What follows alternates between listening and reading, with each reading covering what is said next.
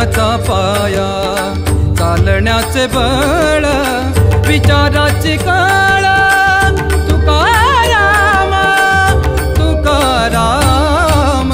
जगण्याचा पाया, चालण्याचे बळ, जगण्याचा पाया.